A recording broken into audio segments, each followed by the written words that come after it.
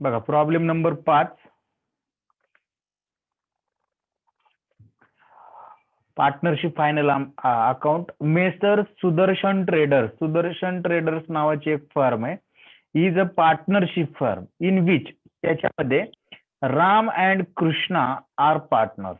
दोन पार्टनर्स, एक राम आणि दुसरा Krishna. Sharing profit and losses in the ratio 3:2. त्यांचा प्रॉफिट शेअरिंग रेशो 3:2 आहे. From the following trial balance prepare final account for the year ended 18/19. आणि trial balance दिलाय आपल्याला 31 मार्च 2019चा. आता बघा ट्रायल बॅलन्सला डेबिट कॉलम एक दिलाय आणि क्रेडिट. आता याच्या अगोदर आपल्याला असा टी फॉर्म मध्ये ट्रायल बॅलन्स होता. आता व्हर्टिकल फॉर्मॅट मध्ये ट्रायल बॅलन्स दिलाय. घाबरून जायचं नाही. हे डेबिट बॅलन्सेस काय असतात सगळे कोण सांगतं? इथं काय दिलेलं असतं डेबिट बॅलन्सेसला? सगळं एक्सपेन्सेस आणि असेट. बरोबर. आणि इकडे क्रेडिट बॅलन्सेस मध्ये सगळे काय असतात? Income and liabilities. इन्कम आणि लायबिलिटीज असतात. Very good. आणि जर एक्सपेन्सेस डायरेक्ट असतील तर ट्रेडिंगच्या डेबिटला लिहिणार. जर इनडायरेक्ट असतील तर प्रॉफिट अँड लॉसच्या डेबिटला. आणि ऍसेट असतील तर बॅलन्स शीटच्या ऍसेटला. म्हणजे सगळे जे आयटम आहेत डेबिट कॉलम मधले हे टीडी पीडी किंवा बॅलन्स शीटच्या ऍसेट साईडला. इकडे इन्कम जर डायरेक्ट असतील तर टीसी, इनडायरेक्ट असतील तर पीसी, आणि लॅबिलिटी असेल तर बॅलन्स शीटच्या लॅबिलिटी. म्हणजे क्रेडिट कॉलम मधले सगळे आयटम टीसी, पीसी आणि बॅलन्स शीटच्या लॅबिलिटी साईडला. अशा पद्धतीने ते आपल्याला लिहून घ्यायचं असतं किंवा पोस्टिंग करायचं असतं. आता पहा त्यांनी आपल्याला ट्रायल बॅलन्स दिलेला आहे. ट्रायल बॅलन्सचे आयटम. ओपनिंग स्टॉक कुठे लिहिणार आपण? टीडीला. बरोबर. ट्रेडिंग अकाउंटच्या डेबिट साईडला ओपनिंग स्टॉक लिहिणार. Very good. कॅपिटल दिले आणि खाली बघा करंट अकाउंट सुद्धा दिले. आता कॅपिटल अकाउंट तुम्ही तयार केलं नाही तरी चालेल. डायरेक्ट हे बॅलन्स शीटच्या लॅबिलिटीला लिहू आपण कॅपिटल अकाउंट. आणि करंट अकाउंट तयार करावं लागेल. जर पार्टनर अकाउंट तयार केलेलं असेल तर त्याला पार्टनर करंट अकाउंट असं फक्त नाव द्यायचं. आणि हे करंट अकाउंटचा जो बॅलन्स आहे तो पार्टनर करंट अकाउंटच्या क्रेडिट साईडला, सीसी म्हणतो, करंट अकाउंटच्या क्रेडिट साईडला ट्रान्सफर करायचा. परचेस कुठं लिहिणार? TD. Sale TC. Trading account credit side. Very good. Sundry debtors debit balance पहा. लायबिलिटीज. असेट आहे balance sheet asset side. Sundry creditors liability. Bills receivable assets. बरोबर. Asset. Bills payable liability. Confusion करायचं नाही. कमिशनचा balance बघा debit आहे का credit आहे? PD.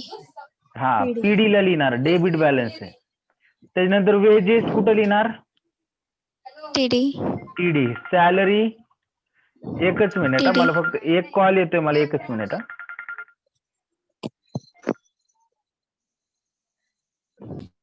बघा वेजेस ट्रेडिंगच्या डेबिटला लिहिणार. सॅलरी कुठं लिहिणार? टीडीला. प्रॉफिट अँड लॉसच्या डेबिटला. त्याच्यानंतर furniture asset. Plant and machinery asset. RDD बघा क्रेडिट बॅलन्स आहे 1000 रुपये. कुठं लिहिणार? सीसी प्रॉफिट अँड लॉसच्या क्रेडिटला. इन्व्हेस्टमेंट असेट आहे बघा debit balance. Asset. Balance sheet asset side. Loan and advances हा कुठं लिहिणार? ॲसेट. असेटलाच लिहिणार. बरोबर. लोन अँड ऍडव्हान्सेस बॅलन्स शीटच्या असेटलाच लिहिणार कारण की असेट आहे म्हणून. डेबिट बॅलन्स आहे. त्याच्यानंतर इन्शुरन्स कुठं लिहिणार? पीडीला. बरोबर. बॅड डेब्ट्स हे सुद्धा पीडीला. आणि बघा 20% गव्हर्नमेंट बॉन्ड याला स्टार मार्क करून ठेवा. ऍडजस्टमेंट आहे म्हणजे 12%. सॉरी. आणि कंसात परचेसची डेट दिली 1/1/2019. तर बघा त्याचा जो बॅलन्स हे जे आहे हे बॅलन्स शीटच्या असेट साईडला लिहिणार. आणि याच्यावर 12% इंटरेस्ट काढायचे. 1/1/2019 म्हणजे किती महिन्याचं काढावं लागेल रे बाळांनो? 3 महिन्याचं काढावं लागेल. कसं काढायचं ते पण सांगतो. तर हे अशा पद्धतीचं आपल्याला ट्रायल बॅलन्स आहे. ट्रायल बॅलन्सचे आयटम आपण कुठं जातात ते लिहून घेतलं. पुढे बघा ऍडजस्टमेंट दिलेत आपल्याला. First, stock on hand on 31st March 2019 was valued at 38,000. काय करतो स्टॉकचा आपण एक इफेक्ट कुठं? TC ला आणि बॅलन्स शीटच्या ऍसेट साइडला. आणि बॅलन्स शीटच्या ऍसेट साइडला. बरोबर. दुसरा effect, Ram is allowed a salary of ₹6,000. रामने काय केले? अलाउड केली सॅलरी 6,000 रुपये. आणि रामला काय देते? फर्म सॅलरी देते. मी तुम्हाला एक गोष्ट सांगितलं होतं की ही फर्म आहे आणि 2 पार्टनर आहेत, हा राम आहे आणि हा जो आहे कृष्णा. तर रामला सॅलरी दिली फर्म आहे. फर्म कडून जे काही पार्टनरला भेटतं ते कुठं लिहितो आपण? क्रेडिटला. कोणाच्या क्रेडिटला? पार्टनर्स. PD ला. नाही, पार्टनर्स कॅपिटलच्या. बघा मी तुम्हाला एक गोष्ट सांगितली होती, फर्म कडून जे काही पार्टनरला भेटणार आहे, पार्टनरला जे काही येईल, बघा सॅलरी भेटली, ते पार्टनर्स करंट अकाउंट किंवा कॅपिटल अकाउंटच्या क्रेडिटला. आता आपण इथं करंट अकाउंट तयार केले, म्हणजे करंट अकाउंटच्या कुठं लिहिणार? क्रेडिट साईडला लिहिणार. क्रेडिटला. म्हणजे रामला सॅलरी भेटली करंट अकाउंटच्या क्रेडिट साईडला. आणि कृष्णाला काय दिलंय? कमिशन द्यायचं ठरवलंय 3% ऑन नेट सेल्स. आता सेल्स बघावं लागेल किती आणि त्याच्यावर 3% अमाऊंट काढावं लागेल. हे सुद्धा करंट अकाउंटच्या क्रेडिटलाच लिहायचं. आता हे ही जी फर्म आहे ही पार्टनरला देणार आहे, याचा एक इफेक्ट करंट अकाउंटच्या क्रेडिटला, दोन्हींचा पण करंट अकाउंटच्या क्रेडिटला असणार आहे. दुसरा इफेक्ट कुठं असलो फर्मच्या दृष्टिकोनातून? हा खर्च आहे का इन्कम आहे? पैसे जात आहेत, खर्च. आणि खर्च कुठं लिहितो आपण? PD ला. प्रॉफिट अँड लॉसच्या PD ला. डेबिट साईडला. बरोबर, प्रॉफिट अँड लॉसच्या डेबिट. त्याच्यानंतर इंटरेस्ट ऑन कॅपिटल. बघा आता या पार्टनरने काय केलं? कॅपिटल दिलेले त्यांनी, आणि त्या कॅपिटलवर त्यांना इंटरेस्ट भेटणार आहे. जे काही भेटतं ते कुठं लिहितो आपण? पार्टनर्स कॅपिटल किंवा करंट अकाउंटच्या क्रेडिटला. आणि फर्म देणार आहे. आता बघा ही फर्म आहे आणि हे तिचे पार्टनर्स आहेत. पार्टनरने कॅपिटल दिल्यामुळं जे काही कॅपिटल असेल फर्मचं, याच्यावर फर्मला इंटरेस्ट द्यावा लागते पार्टनरला. फर्मच्या दृष्टिकोनातून खर्च आहे, खर्च कुठं लिहितो? पीडीला. समजते ना मी काय सांगतोय ते? की एक इफेक्ट करंटच्या क्रेडिटला, दुसरा इफेक्ट प्रॉफिट अँड लॉसच्या डेबिटला. 2 नंबर आणि 3 नंबर ऍडजस्टमेंट सेम. त्याच्यानंतर provide depreciation on plant and machinery. Plant and मशिनरीवर डेप्रिशिएशन आहे 5%. काय करणार? कोण सांगतंय?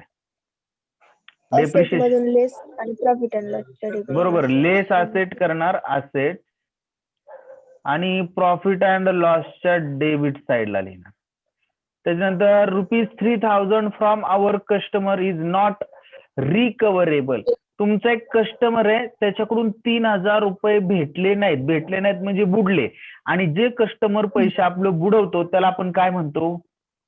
बॅड डेप्ट. बरोबर, काय म्हणतो त्याला आपण? बॅड डेब्ट्स म्हणतो. आणि ह्या बॅड डेब्ट्स आपण कशातनं वजा करतो? जनरेटर मधून. बरोबर, डेटर्स मधनं वजा करणार. आणि हा आपला लॉस आहे, 3,000 रुपये बुडले म्हणजे. लॉस कुठं लिहितो? प्रॉफिट अँड लॉसच्या डेबिटला. संपला विषय. Prepaid insurance expenses. प्रीपेड काय करतो? पहिली गोष्ट म्हणजे लेस इन्शुरन्स मधून आणि बॅलन्स शीटच्या ऍसेट साइडला. आणि बॅलन्स शीटच्या कुठं? ऍसेट साइडला. संपला विषय. ऍसेट साइडला.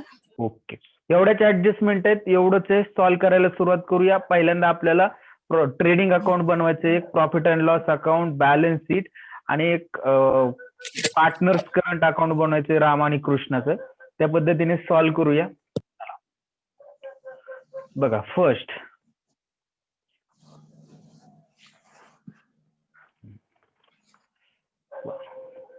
ओपनिंग स्टॉक आहे या ठिकाणी. कुठं लिहिणार आहे ओपनिंग स्टॉक आपण? ट्रेडिंग अकाउंटच्या डेबिटला. ओके, ट्रेडिंग अकाउंटच्या डेबिटला लिहा opening stock. Opening stock amount किती लिहिणार ओपनिंग स्टॉकची? 36,000. 36,000 सोबत राहायचा सर्वांनी, मागं कुणी राहायचं नाही. त्याच्यानंतर पहा, ओपनिंग स्टॉक झाल्यानंतर कॅपिटल. हे कॅपिटल आहे असं बॅलन्स शीटला घेऊन जायचंय. बॅलन्स शीटला जायचं आणि त्या ठिकाणी हेडिंग द्यायचं कॅपिटल. कॅपिटल. पहिला पार्टनर आहे कृष्णा. त्याचं कॅपिटल किती? 1,00,000. सर राम आहे ना सर पहिला राम आहे, राम. बरं, राम लिहा. त्याचं पार्ट कॅपिटल किती? 1,00,000. 60,000. 60,000. इनरला लिहायचं 1,60,000. आणि दुसरा पार्टनर आहे कृष्णा. त्याचं किती आहे? 80,000. 80,000. 80,000. असे टोटल किती आले आउटरला? 2,40,000. 40,000. 40,000. 2,40,000 रुपये आउटर. हे झालं आपलं कॅपिटलचं. त्याच्यानंतर करंट अकाउंट. करंट अकाउंट मध्ये बघा, करंट अकाउंट तयार केले, त्याचा बॅलन्स हा क्रेडिट असतो, क्रेडिट आहे म्हणून. करंट अकाउंटच्या क्रेडिट साइडला लिहायचं by balance brought down. By balance brought down. आणि अमाऊंट लिहा त्या ठिकाणी. त्यांची किती बघा, एकाची 40,000 आणि एकाची 1,00,000. रामची 40,000 आणि कृष्णाची किती? 1,00,000 रुपये लिहिलं. करंट अकाउंटचा बॅलन्स सुद्धा लिहिला. परचेस कुठं लिहिणार? टीडी. टीडीला. 4,000. 40,000 नाही. तर रामचा अमाऊंट 8,000 आहे, कृष्णाची 4,000. आम्हा एकच मिनिट. हो, जर असं हे झालेलं रामची बघा, ते क्रेडिट डेबिट मध्ये मला इथलं फरक समजला नाही. बघा काय झालेले की जो राम आहे त्याचे 8,000 रुपये क्रेडिट बॅलन्स आहे आणि कृष्णाचा आहे 4,000 रुपये. म्हणजे थोडक्यात काय झालेले, याचा क्रेडिट आहे तर क्रेडिटला लिहिणार बॅलन्स, म्हणून क्रेडिटला पार्टनर करंट अकाउंटच्या फक्त रामचा 4,000 रुपये लिहायचा. फक्त रामचा लिहायचा 4,000 रुपये. आणि डेबिटला कृष्णाचा लिहायचा टू बॅलन्स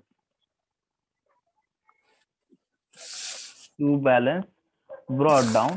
आणि कृष्णाच्या कॉलम मध्ये लिहायचे 8,000 रुपये. कृष्णाच्या कॉलम मध्ये लिहायचे 8,000. एक गोष्ट आपली राहिली, आपण ऍडजस्टमेंटला स्टार मार्क केलेली नाहीत. सर. हा बोला. सर. हा राम बोला. 8,000 आहे, कृष्णा 4,000. असे का? अमाऊंट चुकली सर. हो, 8 आणि 4,000 दुरुस्त करूया. एकच मिनिट. हा दुरुस्त करतो. याचा 8,000 आहे, याचं 4,000 आहे. 8,000 आणि याचे 4,000 झालं का? आता बरोबर आहे ना सर्वांचं? हो. बघा, आपली एक गोष्ट राहिली की आपण ऍडजस्टमेंटला स्टार मार्क करायचं विसरून गेलेलो. पहिली ऍडजस्टमेंट डायरेक्ट ऍडजस्टमेंट आहे. दुसरी ऍडजस्टमेंट बघा, अलाउड सॅलरी आणि कमिशन डायरेक्ट आहे. इंटरेस्ट ऑन कॅपिटल डायरेक्ट आहे. प्लांट अँड मशिनरीवर एक ऍडजस्टमेंट आहे, चौथी. आणि त्याच्यानंतर डेटर्सवर आणि प्रीपेड इन्शुरन्सवर. तर स्टार मार्क करू. डेटर्स, बॅड डेब्ट्सला पण स्टार मार्क करावं लागेल ना. बॅड डेब्ट, प्रीपेड इन्शुरन्सची एक. त्याच्यानंतर डेटर्स कुठे? प्लांट अँड मशिनरी बघा या ठिकाणी आहे. प्लांट अँड मशिनरीला एक स्टार मार्क आहे आणि डेटर्सला एक स्टार मार्क करून ठेव. डेटर्सला एक स्टार मार्क करून ठेव, म्हणजे आपल्या लक्षात राहील. हे विसरायचं नाही ऍडजस्टमेंटला. आता परचेस कुठे लिहितो? ट्रेडिंग अकाउंटच्या डेबिट. ट्रेडिंग अकाउंटच्या डेबिटला लिहा टू परचेस. आणि अमाऊंट किती लिहिणार त्या ठिकाणी?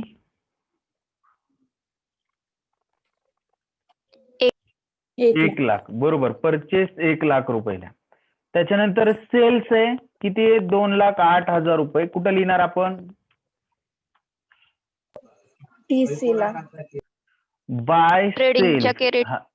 हो, ट्रेडिंग अकाउंटच्या क्रेडिट साइडला लिहायचं बाय सेल. ट्रेडिंगच्या क्रेडिटला लिहा बाय सेल. आउटरला लिहा ऍडजस्टमेंट वगैरे काय नाही. 2,08,000. सोबत राहा सर्वांनी, मागं कुणीही राहायचं नाही. सेल्स झाल्यानंतर डेटर्स ऍडजस्टमेंट आहे. बॅलन्स शीटच्या कुठं लिहिणार? असेटला लिहा बॅलन्स शीटच्या सन्ड्री डेटर.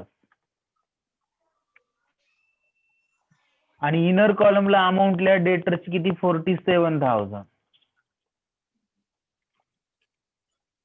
47,000. त्याच्यानंतर क्रेडिटर कुठं लिहिणार आपण? बॅलन्स शीटच्या लायबिलिटी साइडला डायरेक्ट. बॅलन्स शीटच्या लायबिलिटी साईडला लिहू क्रेडिटर.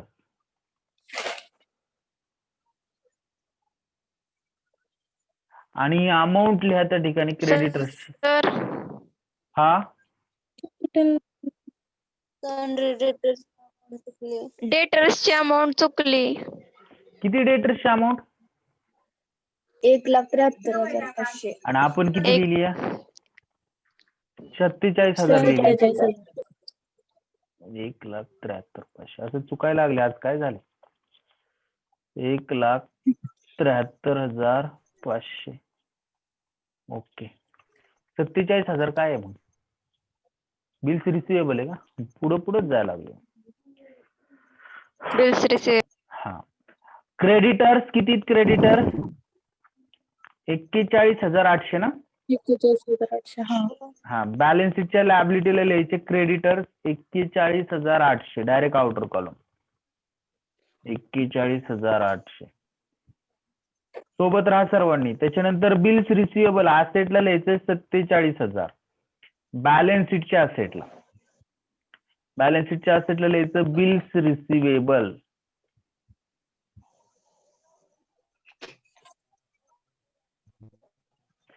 अमाऊंट किती आउटरला लिहिणार? 47,000. 47,000. चला. बिल्स रिसिवेबल झाल्यानंतर बिल्स पेएबल कुठं लिहिणार? लायबिलिटीला. बॅलन्स शीटच्या लायबिलिटीला बिल्स पेएबल. अमाऊंट किती लिहिणार? 21,000. 21,000. त्याच्यानंतर बिल्स पेएबल झाल्यानंतर कमिशन कुठं लिहिणार? पीडी ला लिहिणार. डेबिट बॅलन्स आहे, प्रॉफिट अँड लॉसच्या डेबिटला यायचं, प्रॉफिट अँड लॉसच्या डेबिटला, आणि त्या ठिकाणी लिहायचं टू कमिशन.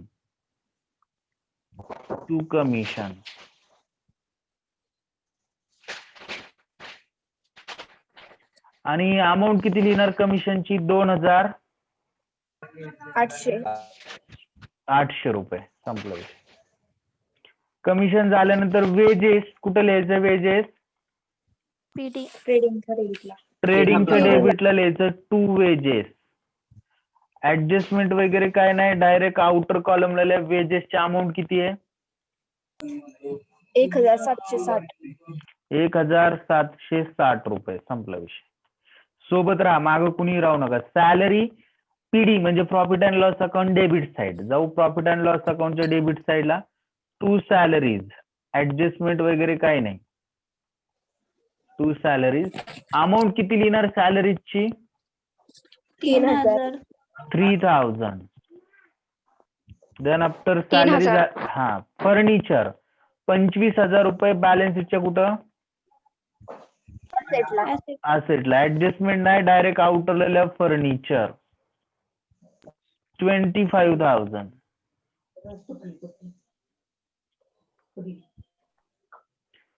त्याच्यानंतर प्लांट अँड मशिनरी ही सुद्धा बॅलन्स शीटच्या असेटलाच लिहायची, पण ऍडजस्टमेंट आहे. म्हणलं इनरला का आउटरला? इनरला. प्लांट अँड मशिनरी लिहा. Plant and machinery. Inner. Amount किती बघा प्लांट अँड मशिनरीची? 63,000. बरोबर आहे ना? 63,000. हो. चला, एक वेळ जागा सोडायची ऍडजस्टमेंट साठी. त्याच्यानंतर आरडीडी कुठं लिहायचं? प्रॉफिट अँड लॉसच्या क्रेडिट साइडला. एक वेळ जागा सोडायची ग्रॉस प्रॉफिट लिहिण्यासाठी आणि लिहायचं बाय आरडीडी. आणि त्याची अमाऊंट किती बघा आरडीडीची? 1,000 रुपये. 1,000. त्याच्यानंतर इन्व्हेस्टमेंट कुठं लिहिणार? बॅलन्स शीटच्या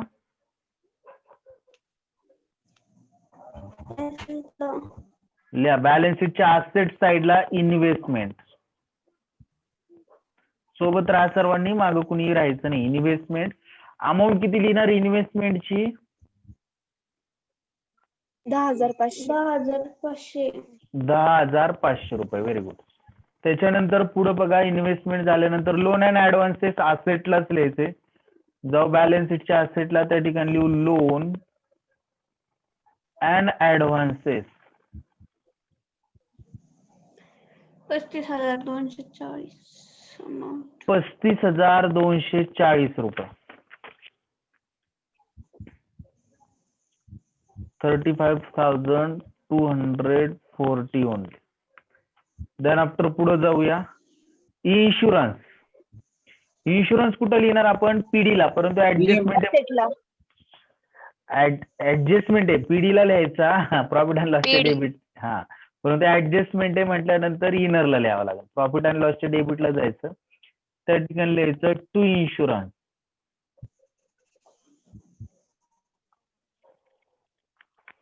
टू इन्शुरन्स.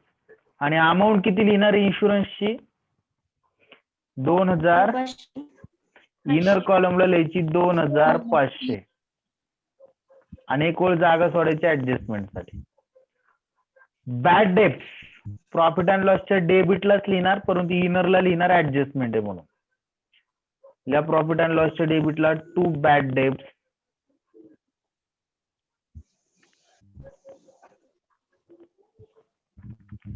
आणि इनरला लिहिणार आपण किती लिहिणार अमाऊंट?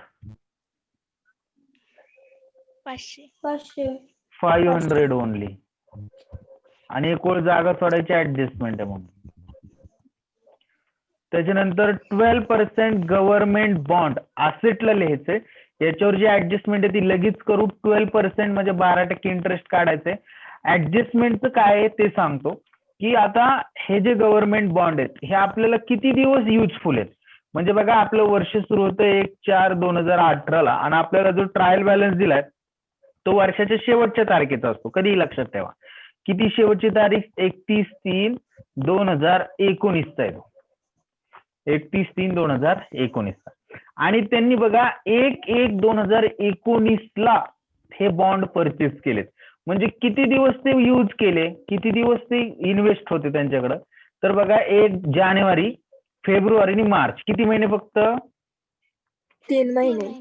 3 महिने. म्हणजे हे 3 महिने 15,000 रुपये आहेत, त्याच्यावर इंटरेस्ट आपल्याला कॅल्क्युलेट करावं लागेल. 15,000 रुपयावर मी बघा या ठिकाणी सांगतो, 15,000 रुपयावर 12% काढले. बघा, 15,000 रुपयावर 10% काढले तर 1,500 येते. किती येते? 1,500. आणि जर 1% काढलं तर 150 येते. आणि वरचे 2 म्हणजे 10% 500 तर 2% किती? 1,500 तर 2% 300 येईल. म्हणजे हे 300 टोटल किती येईल इंटरेस्ट वर्षभराचं? बघा, 1,800 येते. किती येते वर्षभराचं? 800. आपल्याला किती महिन्याचं पाहिजे? फक्त 3 महिन्याचं. वर्षाचं 12 महिन्याचं 1,800 तर 6 महिन्याचं किती असेल? 900. 6 महिन्याचं किती असेल? 900. आणि मग 3 महिन्याचं किती असेल? 900च्या निम्मे 450. तर हे इंटरेस्ट आपल्याला त्याच्यामध्ये ऍड करावं लागेल. आणि हा आपला इन्कम आहे म्हणून याचा दुसरा इफेक्ट प्रॉफिट अँड लॉसच्या क्रेडिटला सुद्धा लिहावा लागेल. तर पहिल्यांदा 12% government bond profit and loss balance शीटच्या असेटला लिहायचं. 12% गव्हर्नमेंट बॉन्ड या सर्वांनी जर IMP म्हणून व्यवस्थित लक्ष द्या. 12% गव्हर्नमेंट बॉन्ड कंसात वाटलं तर तारीख लिहा 1/1/2019. अमाऊंट आहे 15,000. त्याच्यावर लिहायचं ऍड इंटरेस्ट रिसिवेबल. एकच मिनिट. ऍड म्हणायचं इंटरेस्ट रिसिवेबल. किती महिन्याचं? 3 महिन्याचं आहे ना. ते किती? 450. ते 15 मध्ये ऍड झाले तर 15,450 आउटरला येते. 15,450. आणि याचा दुसरा इफेक्ट कुठे देणार आपण? हा इन्कम आहे म्हटल्यानंतर प्रॉफिट अँड लॉसच्या कुठे लिहितो इन्कम? क्रेडिटला. क्रेडिटला लिहायचं bye interest on government bond. Bye interest on government bond. आणि अमाऊंट लिहायची 450 आउटर कॉलम. 450 आउटर कॉलम झालं. तर आपले सगळे आयटम ट्रान्सफर करून झालेले आहेत, काही राहिले नाही. ऍडजस्टमेंट करायला सुरुवात करूया. फर्स्ट ऍडजस्टमेंट काय आहे? स्टॉक आहे 38,000 क्लोजिंग स्टॉक आहे. कुठं लिहितो? TCला आणि बॅलन्स शीटच्या ऍसेट साईडला. बरोबर. ट्रेडिंग अकाउंटच्या क्रेडिटला आणि बॅलन्स शीटच्या असेटला जाऊ. ट्रेडिंग अकाउंटच्या क्रेडिटला त्या ठिकाणी लिहायचं by closing stock. Closing stock amount लिहायची 38,000 आणि बॅलन्स शीटच्या असेट साईडला लिहायचं क्लोजिंग स्टॉक. सगळ्यात शेवटी लिहा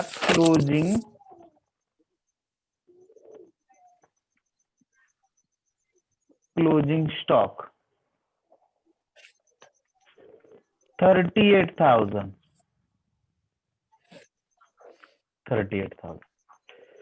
त्याच्यानंतर पुढे जाऊया. पहिली ऍडजस्टमेंट झाली, दोन्ही इफेक्ट झाले. 2 नंबर ऍडजस्टमेंट मध्ये काय सांगितले बघा. Ram is allowed salary. रामला सॅलरी भेटते. करंट अकाउंटच्या कुठं लिहिणार आपण? क्रेडिट साईडला पहिला इफेक्ट. आणि दुसरा एक्सपेन्सेस फर्मचा म्हणून कुठं? प्रॉफिट अँड लॉसच्या डेबिटला. म्हणून रामला लिहायचं रामच्या कॉलम करंट अकाउंटच्या क्रेडिटला बाय सॅलरीज. आणि रामच्या कॉलम मध्ये किती लिहिणार? त्याला सॅलरी किती भेटतीये? 6,000 रुपये. आणि हा फर्मचा खर्च आहे म्हणून प्रॉफिट अँड लॉसच्या डेबिटला लिहायचं to salary to Ram. To salary to Ram. आणि अमाऊंट लिहायची 6,000 आउटर कॉलमला. समजते ना काय चाललंय? 6,000 रुपये आउटरला. आणि पुढे बघा कृष्णा जो आहे, कृष्णाला कमिशन आहे 3%. कशावर? तर नेट सेलवर. नेट सेल्सवर किती आहे? 3% कमिशन आहे. तर आधी आपल्याला सेल्स बघावं लागेल. सेल्स आपण ट्रेडिंगच्या क्रेडिटला लिहिलंय बघा 2,08,000 रुपये सेल आहे. किती? 2,08,000. 2,08,000 सेल आहे. याच्यावर 1% जर काढायचं म्हटलं तर आपल्याला काय दाखवावं लागेल? 2 शून्य दाखवावं लागतील. म्हणजे येते 2,080. हे 1% आहे. तर आपल्याला 3% पाहिजे म्हणून गुणुले 3 करतो मी. 3 शून्य 0 8 त्रिक 24 आले 2 3 2 6 2 8 आणि 3 2 6 6,840 रुपये. 6,800. 800 येते का 200 येते बाळांनो? 200. एकच मिनिट हा, मी परत एकदा करतो. काहीतरी कॅल्क्युलेशन माझं चुकलेलं असेल. 1 मिनिट, परत एकदा करूया. 1 मिनिट हा. हे कोणी बघा 2,080 रुपये येते बरोबर. 1%. सेल्स आपला 1,08,240 आहे ना. सॉरी सेल्स किती? 2,08,000 येते बरोबर. तर त्यातले 2 शून्य जर झाकले तर 1% येते. 1% येते 2,080. याला गुणुले 3 करायचं. 3 शून्य 0 8 1 8 2 16 8 त्रिक 24 आले 2 3 2 6 आणि 2 किती झालं? 3 शून्य 0 3 शून्य 0 6,540. 6,540 नाही, 6,240. हा 3 शून्य 0 आणि 2 येईल आणि 3 2 6 6,240. तर हे 6,240 पार्टनर्स करंट अकाउंटच्या क्रेडिट साईडला लिहायचं बाय कमिशन म्हणायचं. By commission.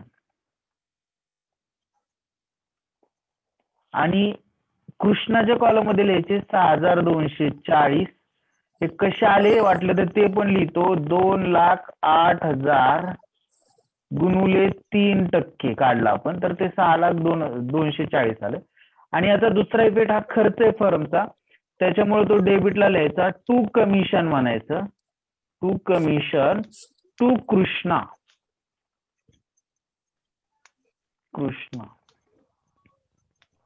आणि अमाऊंट लिहायची 6,240. संपला विषय. आता 2 नंबर ऍडजस्टमेंट पूर्ण झाली. इंटरेस्ट कॅपिटल प्रोव्हाइड आहे 5%.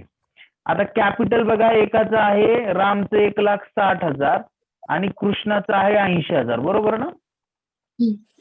रामचं 1,60,000 आणि कृष्णाचं 80. याच्यावर 5% जर काढलं तर किती येईल बघा. 1,60,000वर 10% काढले, एक शून्य झाकला तर 16,000. 16,000च्या निम्मे किती? 8,000 म्हणजेच 5%. 8,000 म्हणजेच 5%. 80,000वर 10% काढलं तर बघा ते येते 8,000 आणि त्याच्या निम्मे म्हणजे 5%, 4,000. आता कमिशन पार्टनरला भेटणार आहे म्हणून पार्टनर कॅपिटलचे कुठे एक इफेक्ट? क्रेडिटला. क्रेडिटला लिहायचं बाय कमिशन. आणि बघा एकाला आपल्याला 8,000 आहे रामला आणि कृष्णाला 4,000. आणि याचा दुसरा इफेक्ट हा खर्च आहे, फर्मसाठी द्यावा लागते पैसे. मिळाले ना त्यांना कॅपिटल. काय म्हटले? इंटरेस्ट मिळाले ना, कमिशन लिहिलंय तुम्ही तिथं. हो, इंटरेस्ट मिळाले. सॉरी, इंटरेस्ट लिहा. आम्ही जाऊन तिथे दुरुस्त करतो. त्याचा दुसरा इफेक्ट प्रॉफिट अँड लॉसच्या डेबिटला लिहा, टू इंटरेस्ट ऑन कॅपिटल.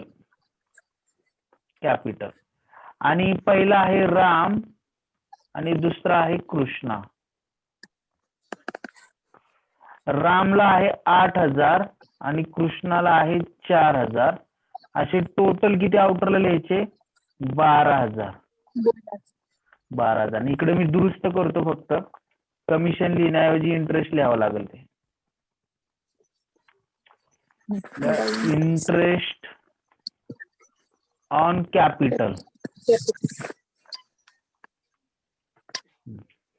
संपली ही ऍडजस्टमेंट, संपली 3 नंबरची. 4 नंबर मध्ये डेप्रिशिएशन आहे प्लांट अँड मशिनरीवर 5%. तर जायचं प्लांट अँड मशिनरी असेटला लिहिलंय त्या ठिकाणी, तिथं म्हणायचं लेस डेप्रिसिएशन ऍट 5%. 63,000वर 10% काढलं तर 6,300. 6,300च्या निम्मे, 6च्या निम्मे 3 आणि 300च्या निम्मे 1,50 म्हणजे 3,150. 63 मधनं 3 गेले 60, 60 मधनं 150 गेले 59,850 आउटरला येते. किती येतील? 59,850. आणि याचा दुसरा इफेक्ट कुठं? हा खर्च आहे म्हणून प्रॉफिट अँड लॉसच्या डेबिटला लिहायचं to depreciation on plant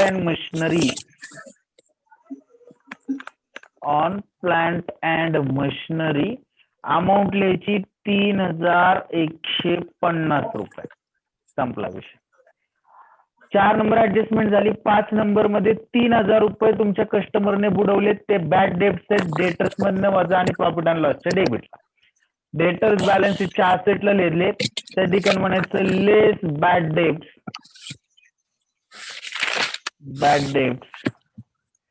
amount किती लिहिणार आपण? 3,000. आउटरला लिहिणार 1,70,500 रुपये. आणि याचा दुसरा इफेक्ट लॉस झाला प्रॉफिट अँड लॉसच्या डेबिटला to bad debts. Bad debts आज ऑलरेडी लिहिले, त्याच्यामध्ये फक्त ऍड करायचे. ऍड म्हणायचं बॅड डेब्ट्स,